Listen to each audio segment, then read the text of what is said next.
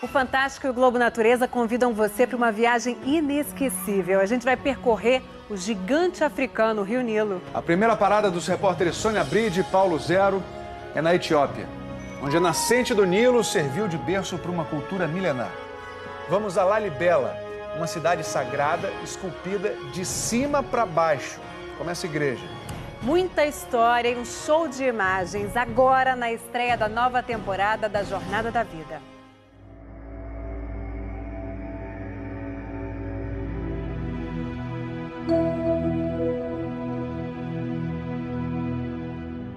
Quando olhamos para o céu em busca de um sinal de que não estamos sozinhos no universo, o que procuramos é o ingrediente fundamental da vida: água. Praticamente toda a vida que conhecemos depende de água. Foi só quando começaram a se estabelecer ao lado de fontes de água boa e permanente que os nossos antepassados puderam começar a plantar e criar animais para comer. Sem precisar se deslocar todos os dias em busca de alimentos, passaram a ter tempo livre. E foi assim que, ao lado dos rios, teve início a grande jornada das civilizações. Nossa nova jornada percorre o Rio Nilo. Das selvas da África ao deserto, das montanhas ao mar. O Nilo das reservas de vida selvagem, das pirâmides desconhecidas e dos faraós negros. O Nilo generoso que dá o pão. O Nilo Deus, que deu origem a uma das civilizações mais fascinantes da história da humanidade. O Grande Nilo tem origem em 2 lagos. Do Vitória sai o Nilo Branco. Do Tana, na Etiópia, o Nilo Azul. Percorremos mais de 6.000 quilômetros, 4 países até a Foz no Mar Mediterrâneo. A Jornada da Vida, Rio Nilo.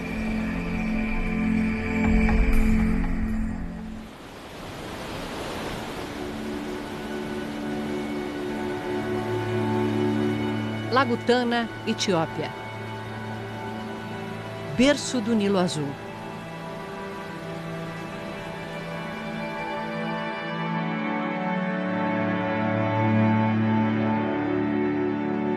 Os pescadores ainda navegam em barcos de papiro, os mesmos que os antigos egípcios usavam.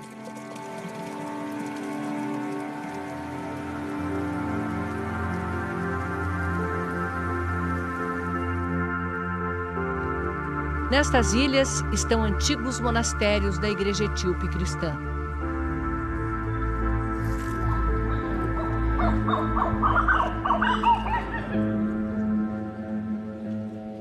Homens armados protegem contra o roubo de arte sacra. Por trás dos muros medievais, templos redondos com paredes de barro. Só o telhado mudou em 1.500 anos. Essas pedras vulcânicas aqui são o sino da igreja.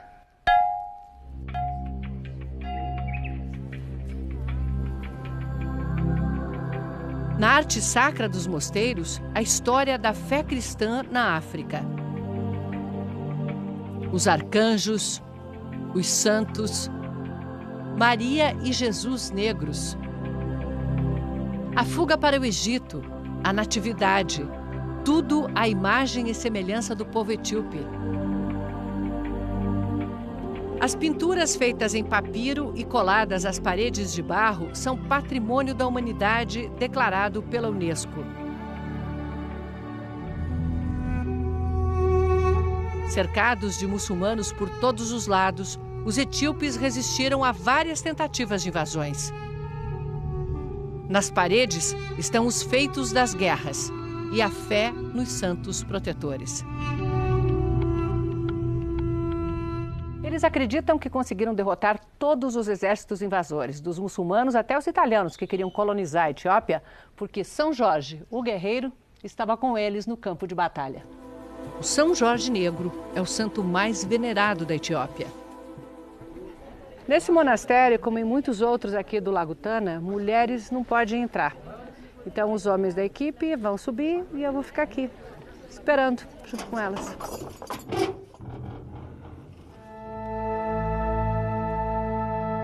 Lá dentro, os corpos mumificados de 5 imperadores etíopes e uma incrível coleção de livros religiosos.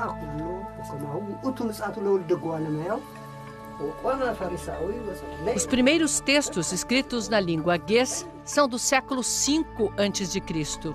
Era o idioma do reino de Ashum, que se estendia até parte da Península Arábica e controlava o comércio da África Negra com os povos do Oriente Médio e da Europa.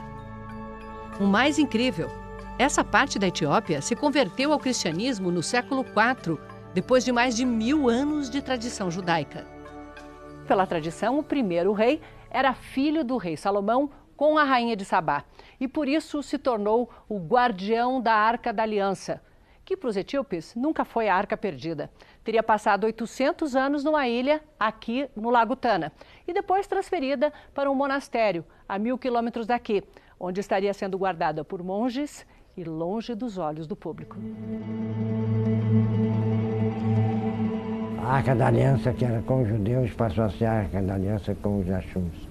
E os etíopes se transformaram nos verdadeiros herdeiros do pacto de Deus com os homens. O Império Ashum se desfez, o cristianismo dominou a região, mas alguns judeus resistiram até os tempos modernos. Durante a Guerra Civil da Etiópia, Israel mandou jatos para resgatar os últimos judeus etíopes. Foi nos templos dessas ilhas que os monges descobriram como fazer, dos grãos de uma planta daqui, uma bebida que ganhou o mundo: o café. O preparo é uma cerimônia. O perfume do incenso queimado na brasa vai ganhando a companhia do aroma que tanto apreciamos no Brasil, do café torrado na hora. Moído na pedra e feito sem coador.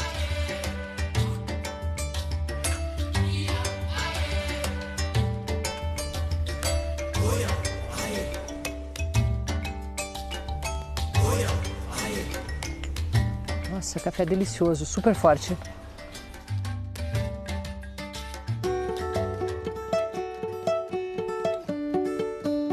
Nas terras altas está o solo mais fértil da Etiópia. Daqui sai o alimento para 100 milhões de pessoas. No país, que é um pouco maior do que a região sudeste do Brasil e tem metade do território em desertos. Um trabalho árduo que não poupa nem as crianças. Enquanto uns aram a terra, outros separam da palha os grãos de teff. O menor grão do mundo, considerado um superalimento. É o teff que separa a Etiópia da fome.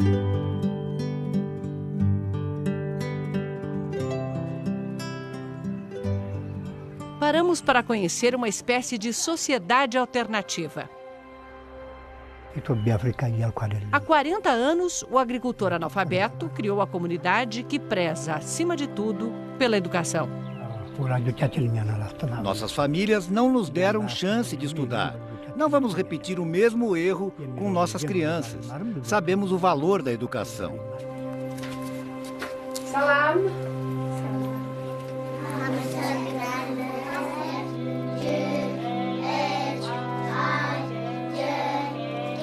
Desde cedo, as crianças aprendem inglês para terem mais oportunidades na vida. Na maioria das vilas e mesmo das cidades, o que está no centro dessas comunidades é uma igreja. Só que aqui é uma biblioteca. Outro lugar importante é a Casa dos Velhinhos. Bem no centro da vila, eles recebem os cuidados de todos. Não precisa ser parente.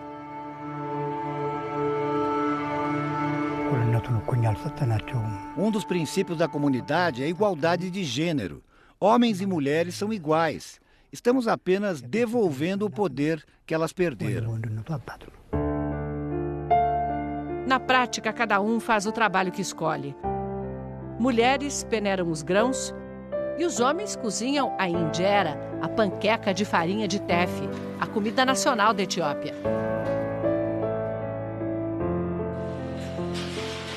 Na tecelagem comunitária, todos tocam os teares e compartilham os lucros.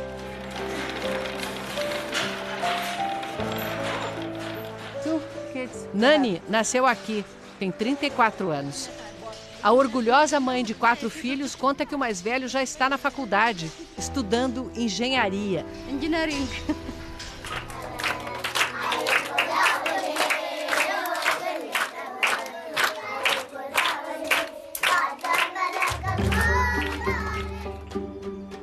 Seguimos para Lalibela. A cidade sagrada tem um complexo de igrejas talhadas na pedra, abaixo do nível do chão. Todas interligadas por um sistema de túneis, passagens, pontes de pedra. Por todo lado, demonstrações de fé.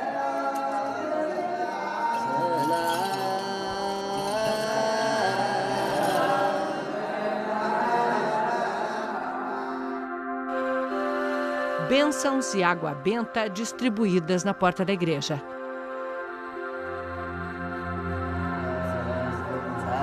A família veio de longe para batizar o bebê numa caverna.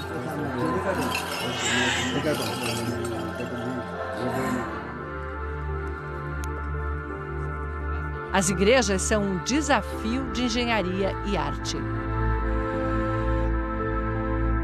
Vista de cima, a de São Jorge é uma cruz, toda em granito rosa, que com o tempo ganhou também o amarelo do líquen que cresce na pedra.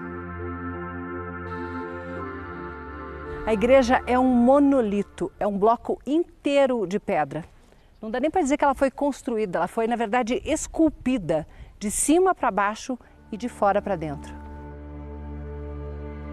Diz a lenda que o rei Lalibela, hoje santo da igreja etíope, durante um sonho foi levado pelos anjos Gabriel e Rafael para ver Jerusalém.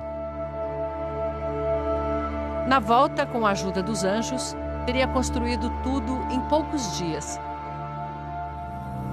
Na verdade, a obra levou séculos, envolveu milhares de trabalhadores, projetos e cálculos sofisticados. O sacerdote diz que Lalibela é a Nova Jerusalém, o centro do cristianismo. Quando rezamos aqui, é pelo povo etíope e por toda a humanidade. A humanidade de fora da África só soube desse tesouro cristão quando os portugueses chegaram aqui no mesmo ano em que descobriram o Brasil.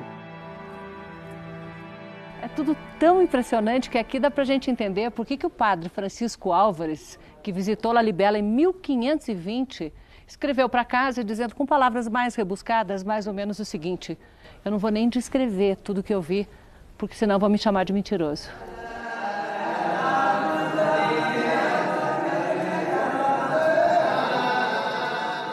Impossível dizer se o que fascina mais é testemunhar as orações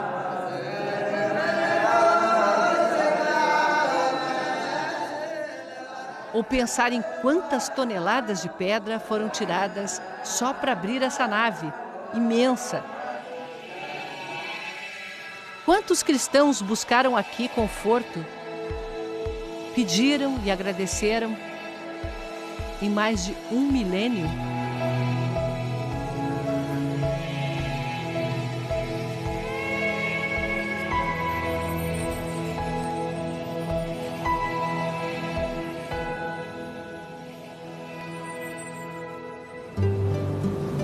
Hora de encontrar o Nilo Azul. Ele deixa o Tana mansamente e cruza os campos onde aves e gado disputam espaço.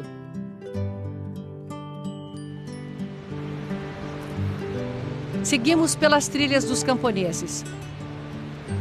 A ponte de pedra é herança dos portugueses, de um caminho antigo que seguia o Nilo até o Sudão.